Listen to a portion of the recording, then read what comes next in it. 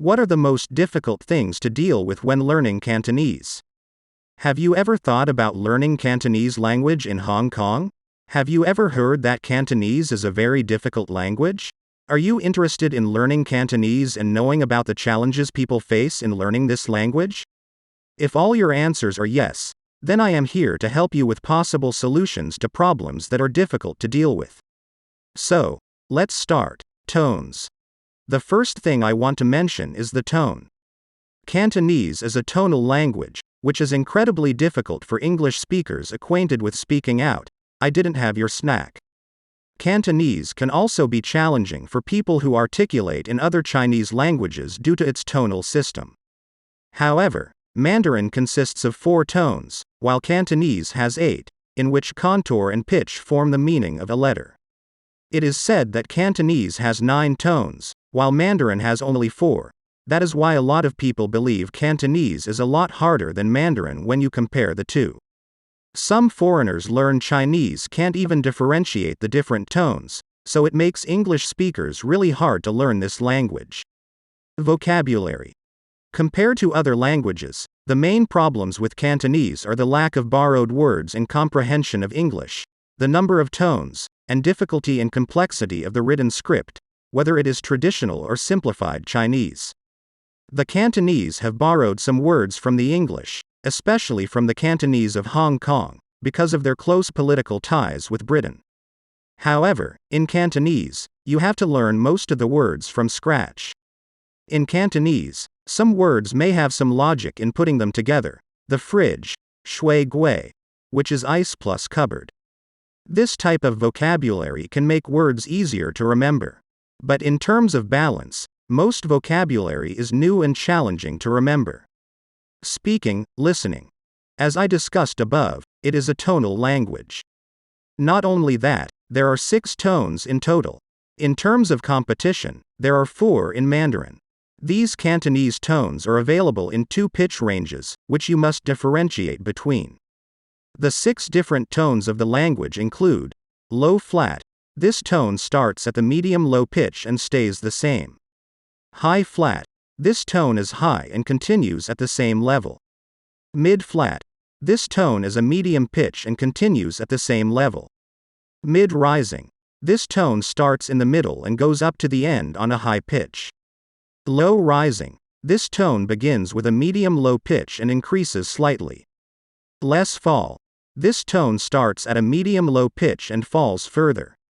Also, there are many voices that you will not encounter in English. You're going through a really tough time with the pronunciation and detection of these nuances in the language spoken initially. Grammar.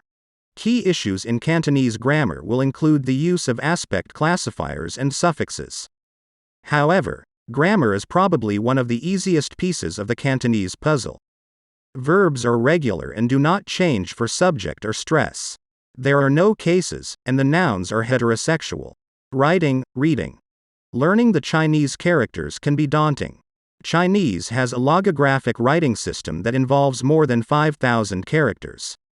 This creates a new barrier to language learning, as the Cantonese reader cannot place the alphabet sound in the text as we can with the phonetic alphabet.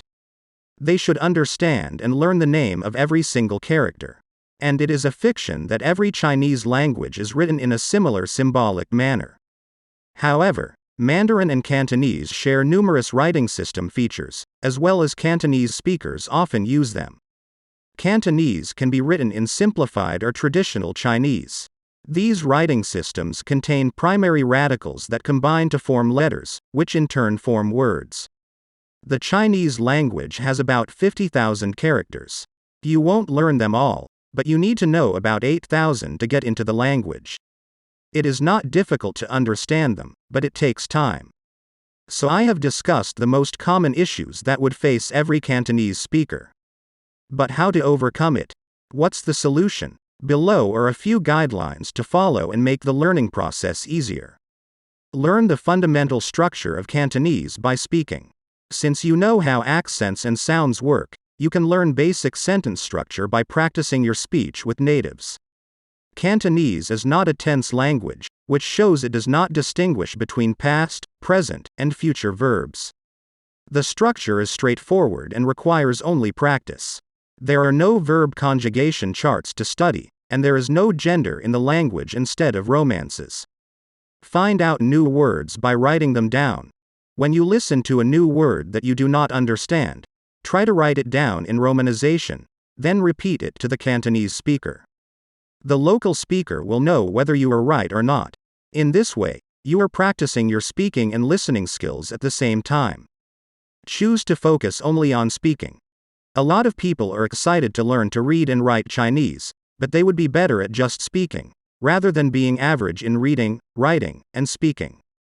There is no wahoo element if you are mediocre in reading, writing, and speaking. If you are only good at speaking Cantonese, you can not only cheer the locals every time you open your mouth, but you can also communicate more effectively with the locals. Learn Cantonese romanization first, not by ear.